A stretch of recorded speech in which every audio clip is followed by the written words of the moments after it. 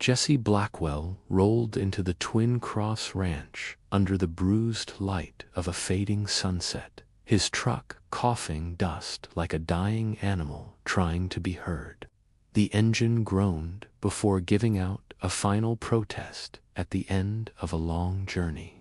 He sat there for a moment, gripping the steering wheel with hands that had known the cold steel of prison bars, staring at a silhouette of barns and barbed-wire fences that once held meaning.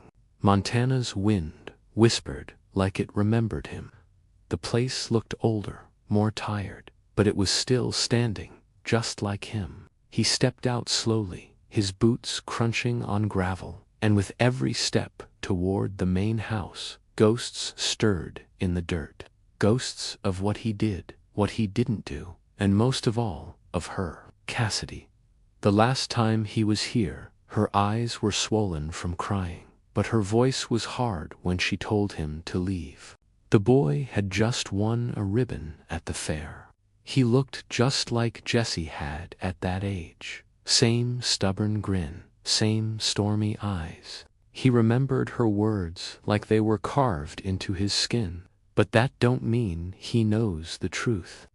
Jesse had once been the town's golden buoyant till the night of the fire. Built the ranch up from nothing with calloused hands and broken pride. She learned to smile through pain and cry in silence.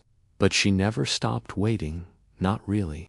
And now, here he was, taller, leaner, eyes heavier. The sheriff's barn had burned to the ground, and Jesse was found drunk in the ashes. He swore he didn't light it, but the town needed someone to blame.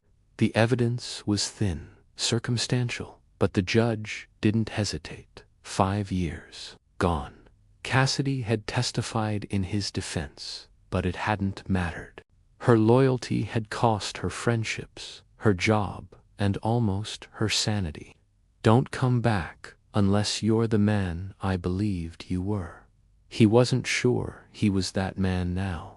Then he said, "You want to ride with me tomorrow? I'm training Bluebell for the rodeo." But something in him had broken wide open when he saw the picture his cousin sent, the one of Cassidy and a boy standing in front of the ranch sign. His boy, his blood, that was all it took. That picture, that smile, that pain.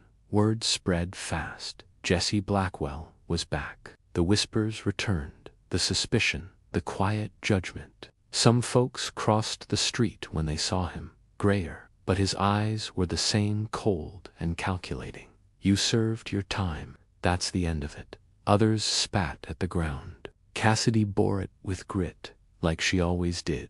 But when someone vandalized the barn with the word arsonist in red paint, Jesse knew he couldn't stay in the shadows. Inside the house, Cassidy dropped a dish when she saw his shadow at the door. Jesse worked the ranch like it owed him nothing. A drunk at a bar had once claimed responsibility for the fire, and a now retired deputy had written it down in a report that was never submitted. It was enough for a hearing. But I need to know if there's anything left to clear my name. Nodded. That's me. That's just where it stopped. It's not where it ends. Your mama gave me that picture to take with me. It kept me alive. Jesse was there in the stands, hat in hand, pride in his chest. When the boy lifted his trophy, he ran straight to Jesse and yelled, "We did it, Dad. Fixed fences." She didn't flinch. She leaned in. Jesse sat beside his lawyer, heart pounding like hooves on hard soil. "No, you're stronger now, and maybe you're finally whole." Cassidy was in the back, clutching Caleb's hand. Fed horses, dug trenches, but this time they'd face them together. She touched his arm. Jesse's past hung in the air like smoke, visible, choking, and hard to escape. Never asked for a thing.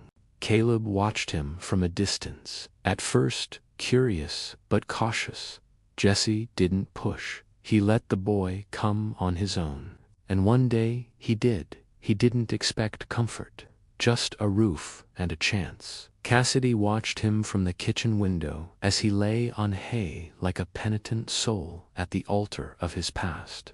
The town was slow to come around, but it did, one neighbor at a time, one act of kindness at a time. Jesse never demanded respect. He earned it, not by words, but by work. Her hands trembled. Her knees threatened to give. She hadn't expected him, not after everything.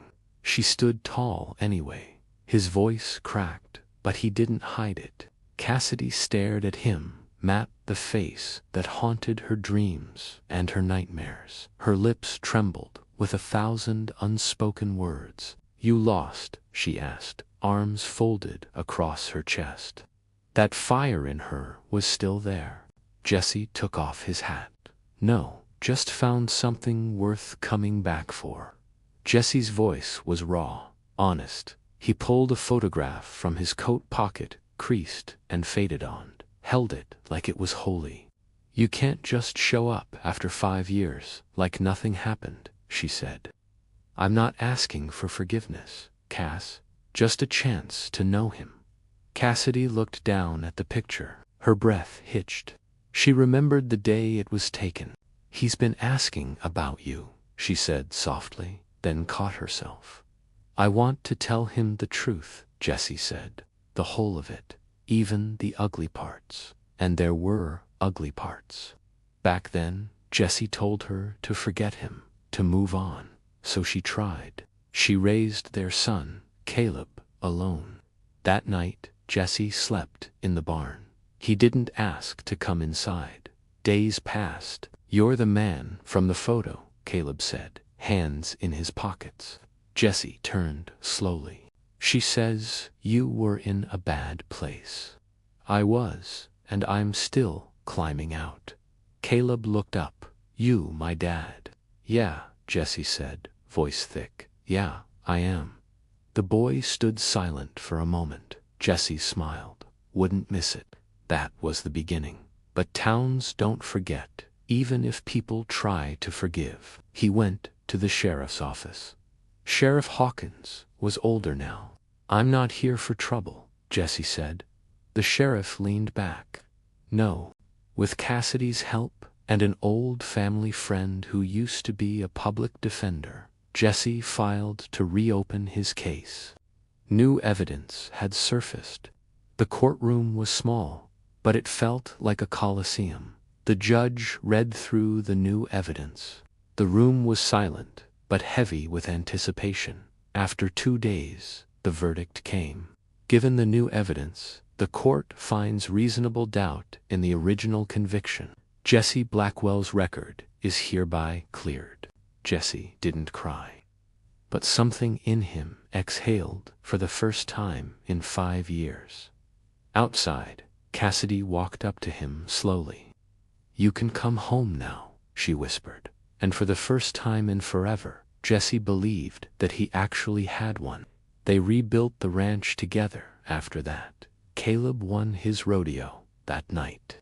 Around a fire under a sky full of stars, Jesse wrapped an arm around Cassidy's shoulders. "You still think I'm the same man?" he asked. She looked at him, eyes soft. Jesse smiled. "A real one this time. So are we." And in that moment, with the wind whispering peace and the fire crackling like an old friend, they knew storms would come again.